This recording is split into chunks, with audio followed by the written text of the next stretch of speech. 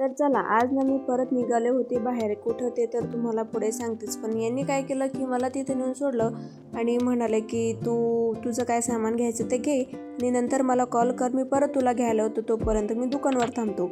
म्हणलं आता मी एकटंच कुठं फिरणार. त्यानंतर मामाच तिथं गेले आणि मग आम्ही माम बहिणी फुई बहिणी निघालो भटकंती करायला.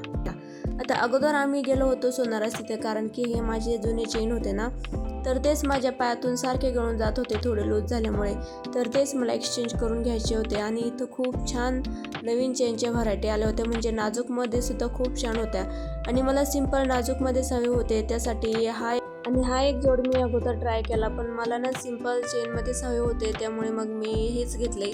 आणि त्यानंतर ना अजून आम्हाला थोडंसं काम होतं तर ते केलं आणि मग आम्ही निघालो घरी. आता उन्हाळा लागलाय, ऊन पण खूप जास्त होतं दुपारच्या वेळेस, त्यामुळे रसवंतीवर थांबलो, रस घेतला आणि चला मग असाच होता आजचा दिवस. बाय.